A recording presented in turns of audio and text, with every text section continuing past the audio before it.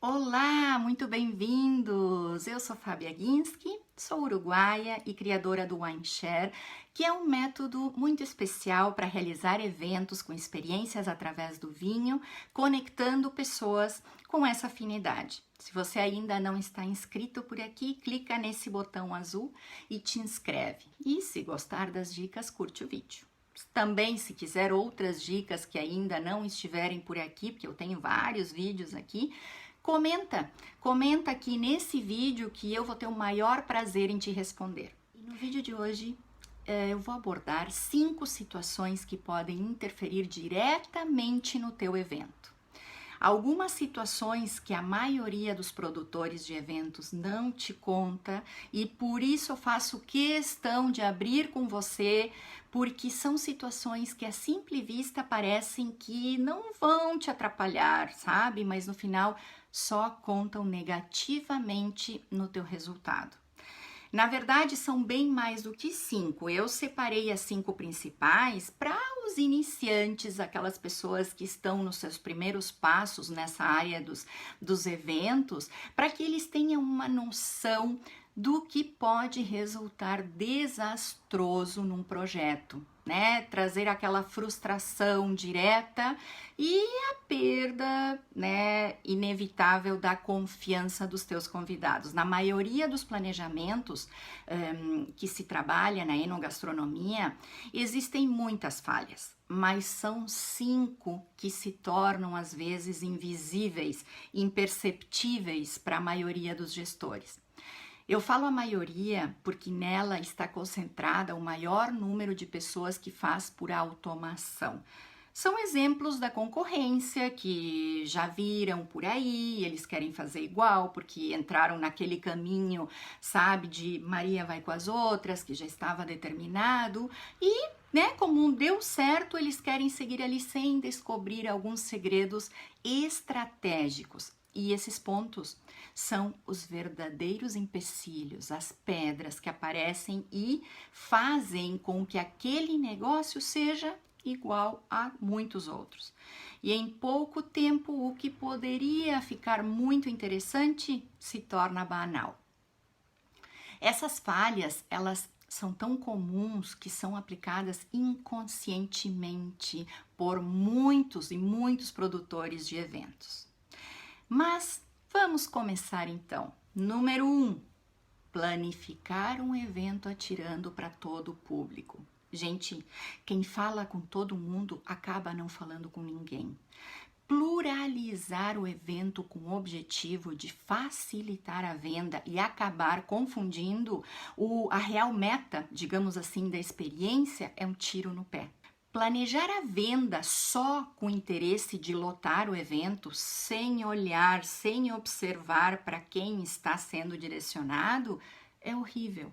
Até podemos idealizar e desejar aquele público, aquele que a gente quer, sabe? Porém, nem sempre essa ideia se concretiza pelo caminho certo, né? Dentro desse ato falho, nós temos 2 pedrinhas, que a primeira é colocar um valor bem reduzido do convite que seja apto para todo o público, e sendo assim não existe nada, não existe nível estratégico de pessoas que tenham afinidades sociais.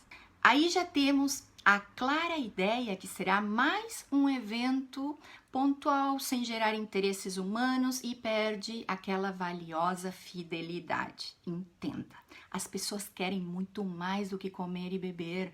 Elas precisam trocar experiências, ideias, contatos, afinidades com pessoas com semelhantes ou, melhor ainda, com pessoas que elas admirem. E por mais que você acredite que eles não sabem disso, pode crer que eles irão saber quando você apresentar uma verdadeira experiência. Se o motivo da compra for pelo produto em si, digamos que eles fiquem interessados só pelo vinho, pelo prato, eles vão descobrir que é muito mais do que isso no evento com experiência. Pensa nisso. E o outro, segundo ponto dentro do primeiro é não termos nenhum destaque do que há hoje disponível no mercado, ou seja, estamos somente oferecendo um produto a mais sem nenhuma estratégia de desejo. Na minha experiência, a estratégia de captação de clientes especiais para esses eventos diferenciados, né, desejados, foi engatilhada pelo desejo. Nesses eventos especiais, não é necessário vender os convites. Os clientes precisam desejá-los para então o negócio ser fechado. Então, porque é mais fácil deixar o desejo ser a fonte ou o principal vendedor? Porque ele será o responsável pela antecipação da compra ou da venda, né? Da tua venda. E sendo assim, gera um interesse mais apurado e a venda é feita sozinha. Gente, é assim. Veja bem, eu não digo que você não ofereça, que você não venda o seu produto. Eu estou falando para que quando você o faça, você use o gatilho do desejo, da escassez com valor. Você já notou que quando tem um evento gratuito, ele não gera desejo, não gera muito interesse? Porque como é gratuito, você sabe que não deve ter ali um fundamento grande de valor individual, a não ser que seja beneficente, acadêmico, religioso, né? Acadêmico temos muitos exemplos da escola, né? Feiras, enfim, mas pense muito nisso. Agregue valor no momento da sua venda. Segundo sabotador, quase que imperceptível, e não é saber quem são os seus convidados, é não ter nem ideia de quem eles são. Não digo que você precisa conhecê-los, mas você precisa sim saber o mínimo sobre as pessoas que irão fazer parte dessa experiência tão personal, tão personalizada. Qual é a profissão deles? Quais são os eventos que eles frequentam? Tem exclusões de cardápio? Aliás, esse sabotador é o aliado do fracasso, diretamente. Ele demonstra a total falta de interesse que você tem pelo cliente. Falo muito sobre isso em um dos pilares, que é o relacionamento com o cliente. Porque mesmo sem conhecê-lo, você tem sim que saber detalhes gerais, você tem que conhecer as preferências gastronômicas, principalmente, né? E aqui já vamos entrar nas intolerâncias alimentares, quando você sabe o que ele precisa, ele se sente, né, seguro em ir a um lugar onde, né, ela sabe que eu não posso comer aquilo. E não há coisa mais aconchegante do que ser recebido por uma pessoa que, mesmo sem te conhecer, saiba sobre as suas preferências. Ali, nessa segurança, você já ganhou pela confiança. Você está fazendo com que ele confie em você, você está demonstrando o quão importante é a plena satisfação dele com a tua proposta. Dentro desse assunto, em saber quem são os nossos convidados, tem uma coisa importantíssima que é alinhar os seus semelhantes. Isso aí é conciliar as pessoas que você acha prudente aproximar, seja pelo fator sexo, idade, preferências musicais, profissão, né? Certamente precisa estar ciente de que naquele universo onde você uniu essas pessoas, deve existir alguma afinidade, sabe? Forte, complementar, além do vinho, é claro, óbvio, né? Exemplo básico eu vou te dar se você, por exemplo, tem dois jovens de 20 ou 30 anos que estão separados, né? Faça uma união ali pela idade, por lógica, mas também você não tem como fazer isso por idade, faça por outra semelhança. Use profissões ou afinidades dentro das profissões. Né? Você tem que achar alguma coisa pertinente dentro de mesmo um pequeno grupo. O terceiro sabotador. Não utilizar o fator surpresa nas experiências. Inclusive, esse ponto é outro dos meus pilares no método Wine Share.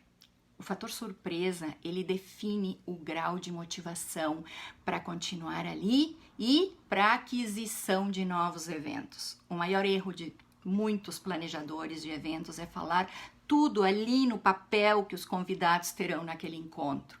E até você pode me dizer, mas é minha obrigação dizer tudo, né? O que inclui no convite. E eu te respondo, sei, use os seus critérios. Mas isso não quer dizer que tu não sejas criativo para gerar uma atração a mais, sem que ela esteja ali descrita, né, na venda. O que você não pode fazer é retirar, mas colocar e agregar, isso é muito legal.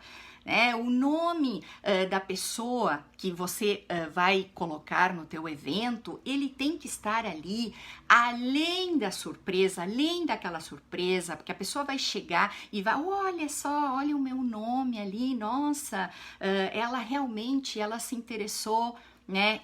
Esse aí é um exemplo de fator surpresa que nem todo mundo faz em eventos, né? Tem muitas pessoas que, claro, entregam tudo o que prometeram, mas ficam por ali. O fator surpresa é a curiosidade do que virá, é uma sensação de novidade, ele fica se perguntando, e agora? O que vai ser? O que vai acontecer? Esse resultado, junto com os outros que eu falei, ele é muito positivo para a fidelização. A recompra depende muito dali. E o quarto, né? Esse já é bem mais técnico, mas eu faço questão de falar para vocês porque é muito importante. Aquela coisa de confiar demais, né, na sua equipe, né, ou no taco, né, deles, ou superestimar a confiança de sua equipe.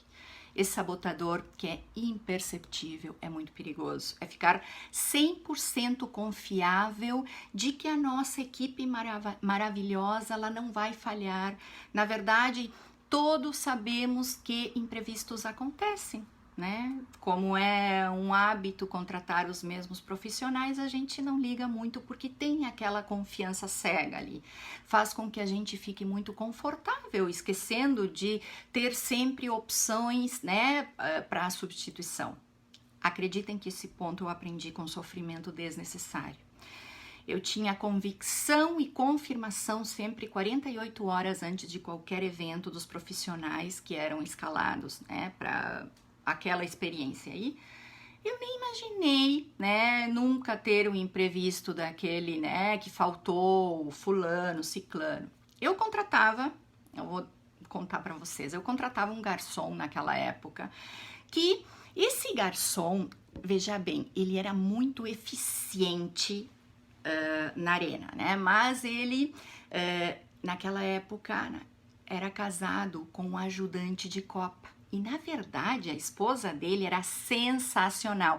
Daquelas pessoas que o chefe consegue colocar, depositar ali a confiança total, fazia pratos incríveis, era uma ajudante nata, pessoa que não havia necessidade nenhuma de estar falando ali a todo momento, que ela, sabe, a necessidade do que era para fazer.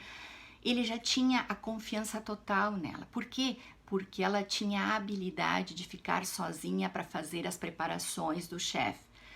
Porém, o esposo dela, que já era mais temperamental, em um dos eventos ele teve uma atitude, digamos que destoou daquele momento, destoou daquela proposta. Então, eu chamei a atenção dele, como é natural, claro, né, que logicamente em privado, porém, ele não gostou e me respondeu de forma grosseira, muito áspera. Naquele momento do evento, ninguém viu, ninguém notou porque foi em privado.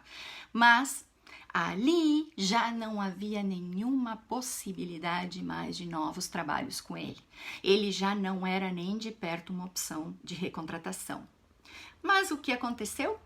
A esposa foi junto com ele porque não quis ficar ali mesmo, né, sendo bem remunerada, com um trabalho legal que ela tinha, porque ele interferiu para que ela não ficasse. Esposa, se eu não fico, você não fica.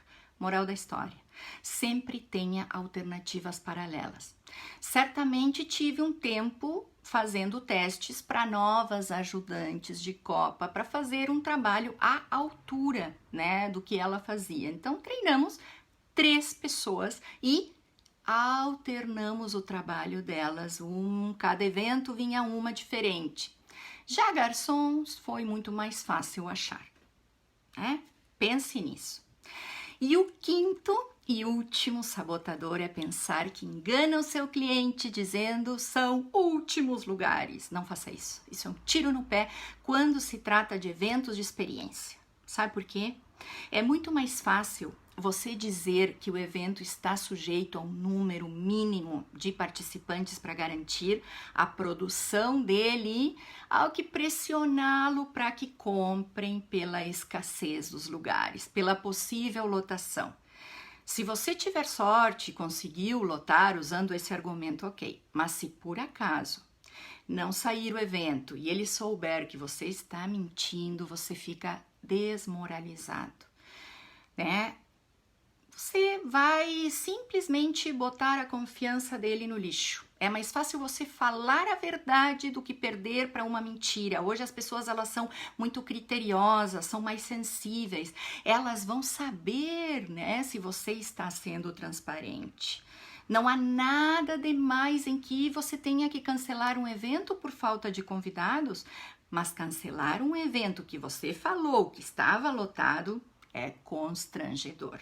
E aqui eu vou dizer a vocês que, estando num estágio médio antes de trabalho, isso não aconteceu em nenhum momento porque não foi necessário. Sabe por quê? Eles se encantam tanto nos encontros que eles sabem que os encontros podem sim ser cancelados caso não haja um número mínimo de pessoas. Então, o que eles fazem? Eles te ajudam a vender o evento e convidam mais pessoas até ter a certeza de que o evento vai se realizar. Gente, isso daí é muito interessante porque eles participam com você do teu evento. Eles estão ali, eles são parte daquele momento. É uma situação muito interessante que eu consegui entender no início, porque eu tinha muitas dúvidas de qual era a estratégia que eu iria utilizar. E nesse mesmo ponto, eu vou usar a mesma inclinação que eu estou falando tanto de vender os ingressos, né? Eu vou usar a mesma situação para o valor. Nunca, mas nunca baixe o valor dos ingressos para vender. Né? Você estará desprezando aquelas primeiras pessoas que compraram e pagaram por antecipação. Sabe aquela coisa, eu vou vender mais barato, já que eu não consegui a lotação mínima, mas se eu baixar o preço, eu vou conseguir vender mais convites. Gente, não faça isso nunca. Você estará desprezando aquele cliente que pagou antes de saber que viria um desconto depois por uma falha. É por isso que eu digo, a transparência das atitudes é ponto fundamental. Da mesma forma, vou te dizer que você não tem obrigação nenhuma de reservar os lugares sem um sinal, sem o pagamento, tá? Por quê? Porque isso pode se tornar um hábito. Algumas pessoas sabem que você reserva e se sentem confortáveis até o momento do evento.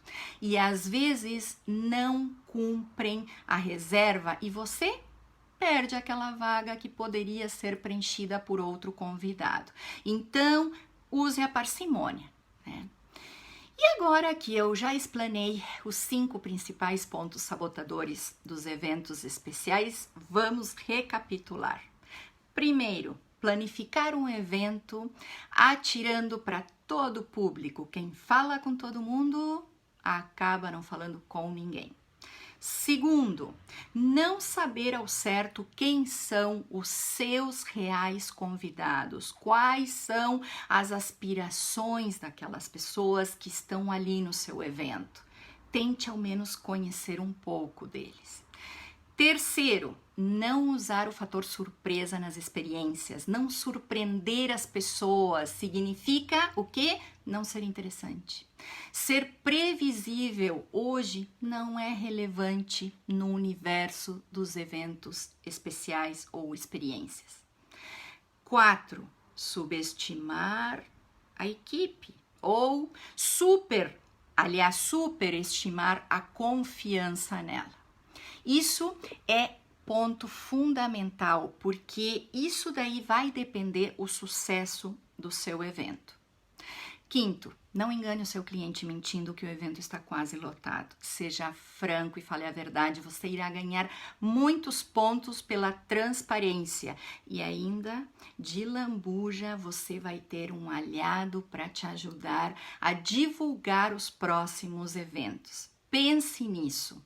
Gente, esses 5 pontos, eles foram cruciais, fundamentais, e eu descobri um a um na pele. Não que eu tivesse tido que passar por isso, porque felizmente, em muitos casos, quando eu conhecia mais os meus convidados, a gente entra num campo de consciência e as pessoas, elas vão gostando cada vez mais de você e elas vão entendendo mais a proposta que você tem para elas.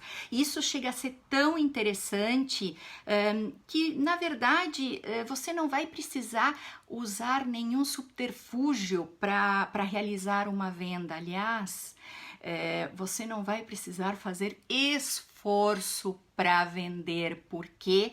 Porque quando você conquista a confiança, quando você tem o seu cliente ali na sua frente e você vê a transparência numa negociação, já não é necessário mais justificativas, não é necessário desculpas, nada disso.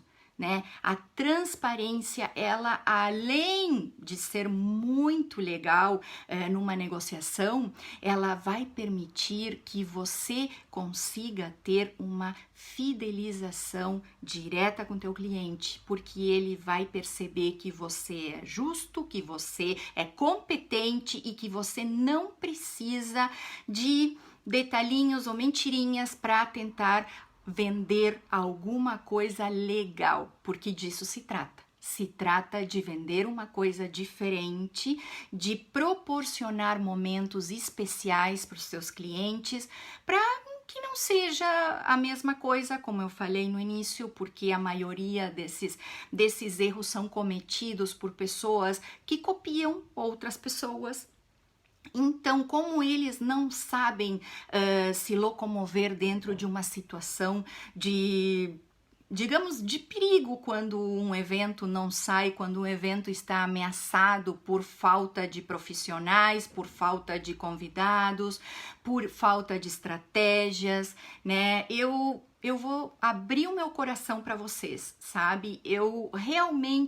O meu negócio, ele caminhou de uma forma tão legal, tão verdadeira, e eu sempre me senti tão bem com todos os convidados aqui na minha casa, que nunca foi necessário. Agora, eu vi eventos que se realizaram assim, dessa forma, e que foram água abaixo, porque as pessoas perderam total confiança. Não tinha mais interesse, últimos lugares para... Não.